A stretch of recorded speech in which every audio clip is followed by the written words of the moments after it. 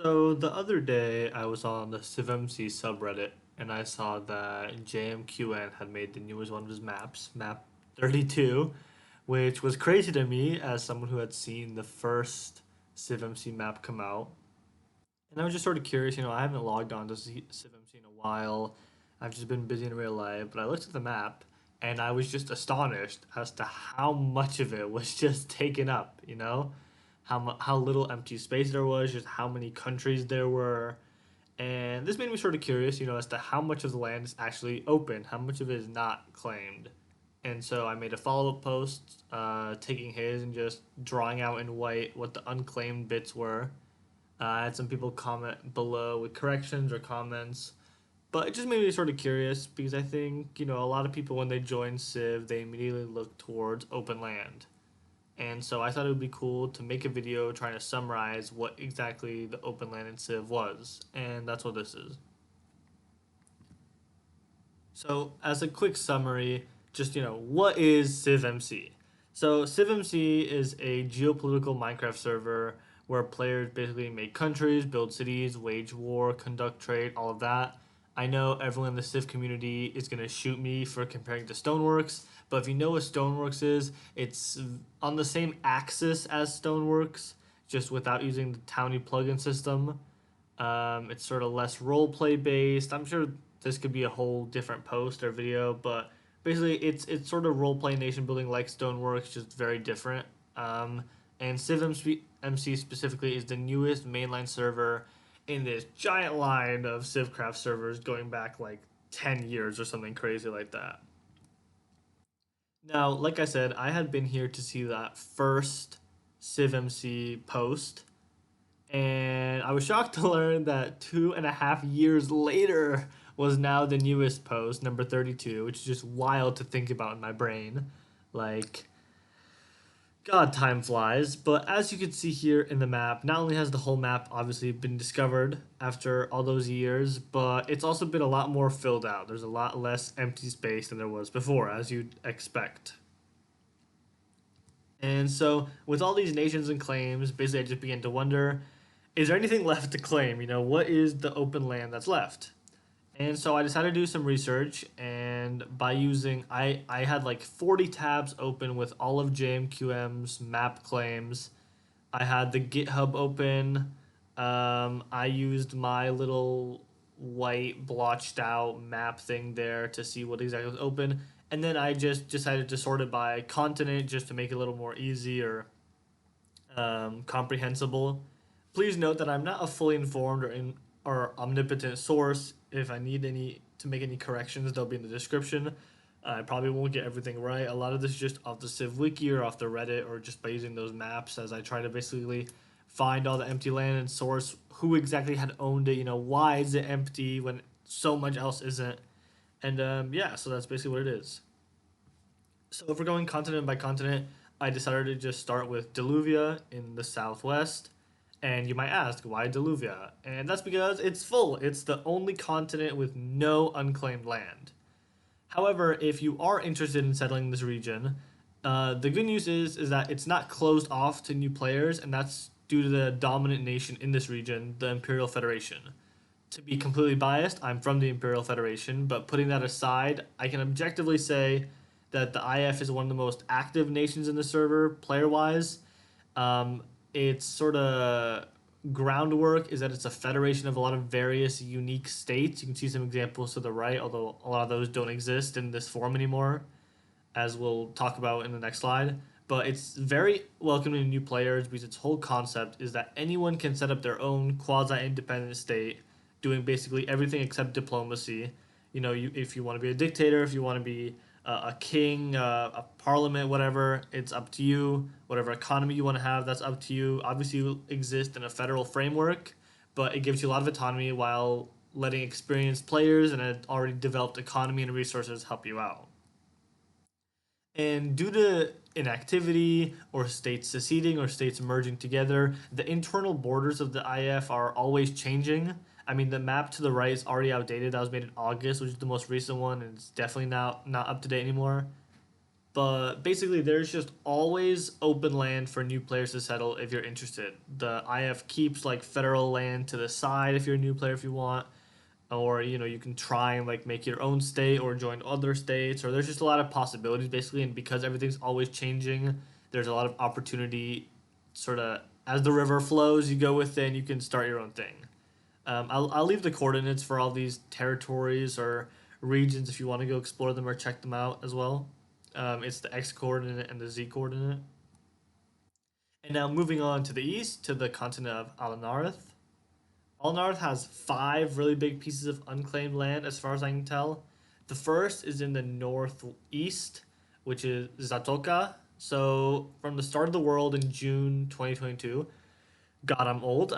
It was the nation of Zatoka until December of that year when it became part of Mount Augusta. Mount Augusta controlled it for a long time until June of 2024, where on JMQN's map it became declaimed. It has a few structures peppered around it, some road infrastructure, but a lot of it's unused. It's sort of just it's a very small kind of plains archipelago on the coast. But I could see if you want to be a build friend, which is what you call a Civ player who just wants to chill out and build some cool things. I feel like this is a good thing for you. I think it would be cool. I always thought it would be cool if Civ nations focused more on just really small islands instead of giant clan claims. Density over sort of huge sprawls of emptiness. But yeah, so that's Zatoka. Then we have what I'm going to call the Relictual Arsenio Pact. Basically, from start of the world in June of 22 until the end of the generic war, this region specifically was controlled by the Arsenio Pact, which was sort of a federation like the IF is, just more focused on sort of min maxing and being empowered than the IF is. Once the Arsenio Pact went away, the successor state Arsenia ruled this region.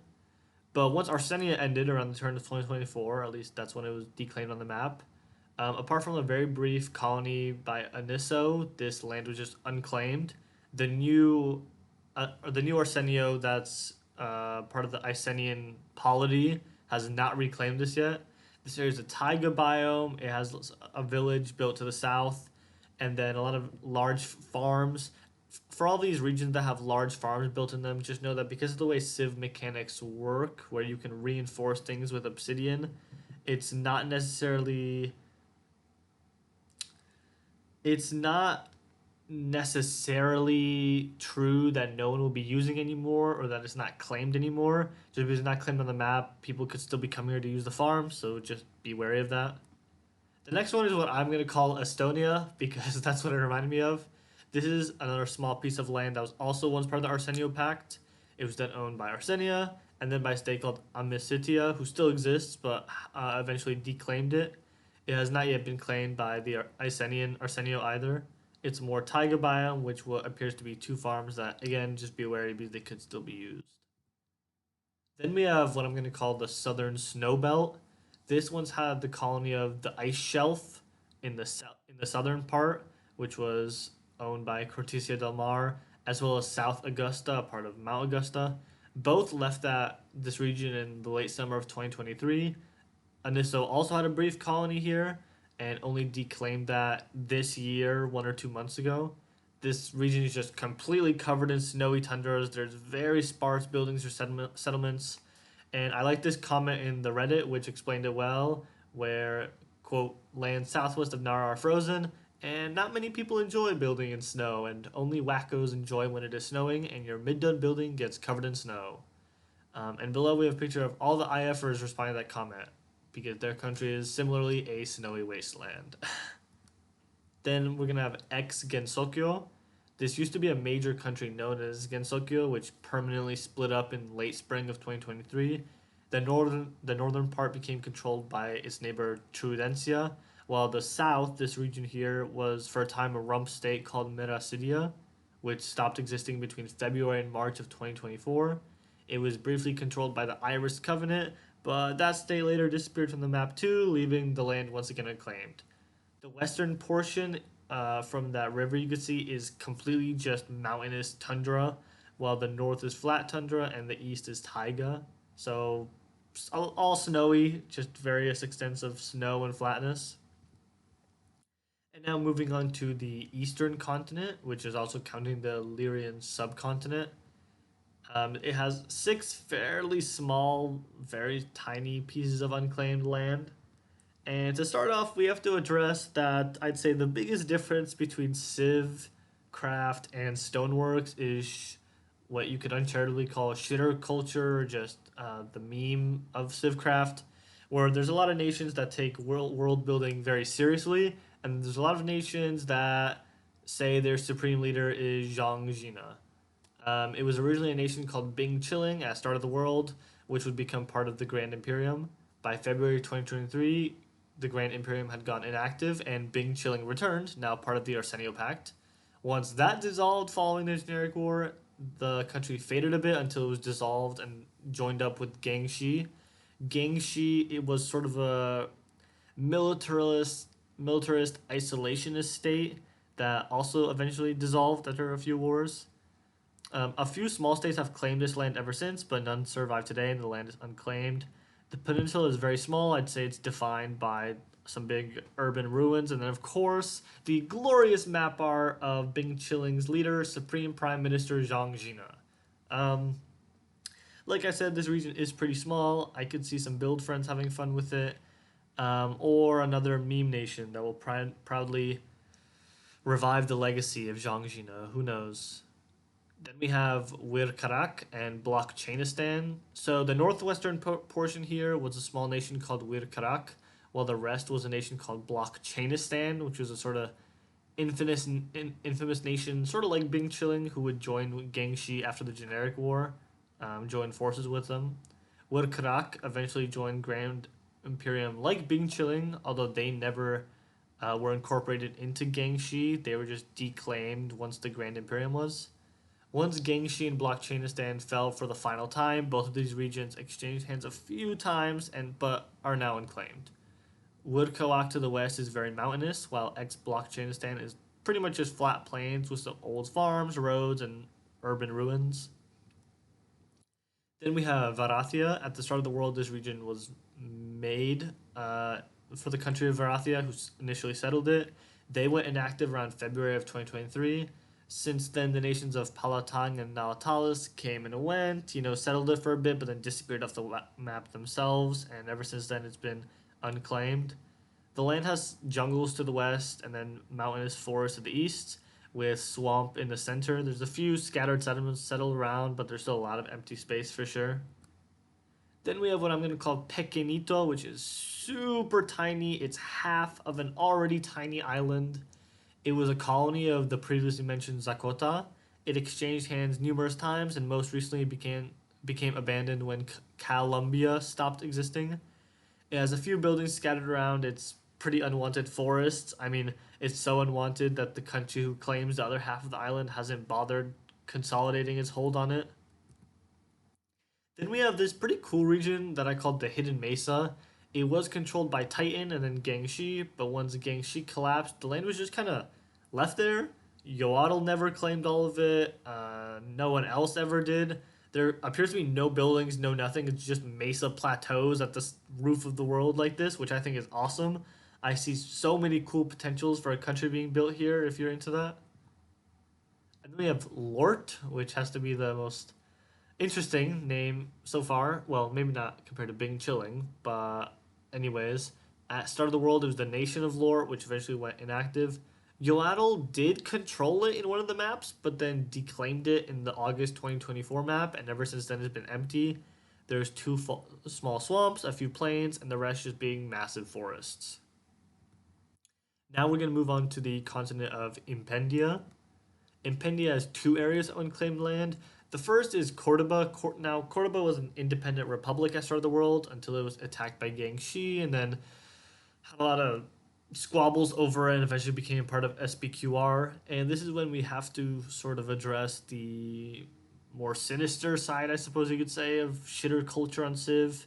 Is that Cordoba was on the more racist side of shitter culture that unfortunately exists sometimes. Some people would just like to have their own meme nations, which is fine, but some people step the line too far into just discriminatory kind of just bad behavior. SPQR unclaimed it just because of the racist attitudes of a lot of Cordobans, and ever since then, the land has become a new friend reserve. So, if you are a new friend that wants to start their own country for the first time, this land is specifically being kept unclaimed just for someone like you. It's got taiga, snow, and grasslands. There are several farms, and there's a pretty extensive urban ruin in the south where the Cordoban capital once was. Then we have the Far Eastern Islands, which are a total of 8 very small unclaimed islands in the middle of the Far Eastern Sea, along nearby the Vampire Islands. The biggest island in the southwest has a road connecting it to Cordoba, who I assumed owned it in the past, as well as what appears to be a very tiny wheat farm. Like I said, these are very small islands, probably even smaller than the total area of Bing Chilling, but if a little archipelago nation is what you're going for, it could be cool. And now onto Northlandia. Northlandia has 3 large pieces of unclaimed land. The first is what I'm going to call Yggdrasil. This area was dominated by Yggdrasil, which was a component nation of the Butternut County, and eventually it was also part of the temporal. And eventually it was the temporal islands, which would join with Gangxi. Their power faded once Butternut and Gangxi themselves disappeared, and it's been empty since April. There are some settlements in the east, and besides that, it's almost completely just empty taiga. It looks pretty flat though, and even if you just cut off the western part, it's basically all unused land, so it's pretty fresh. Then we have the northern snowbelt. Just like the southern snowbelt, it's been uninhabited for a while. It was controlled by Don Fuer and eventually Bangalore, but ever since then has had pretty sparse development besides a few farms. Its isolated snowy tundras have made it pretty unappealing to most people. Again, the IFers might cry about that, or maybe Winterborn, its neighbor, but yeah, it just hasn't had much attention. And then we have this area here to the west of Northlandia. It was naturally separated from the mainland by a river to its north and its east. It was historically controlled by Ocala before Donfuer took over. Donfuer faded away, and Ocala has come back, but they've yet to reclaim this land. It's basically just empty tundra besides what looks like a pretty nice port city at the south, which does look very cool, at least on the GitHub.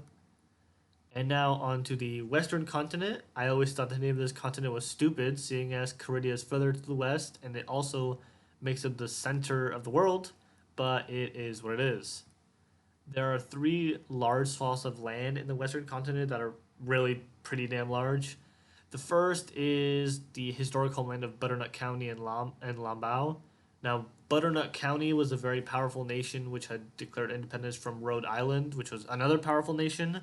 They fought the generic war against Astalia, and they were later banned from the server for different reasons.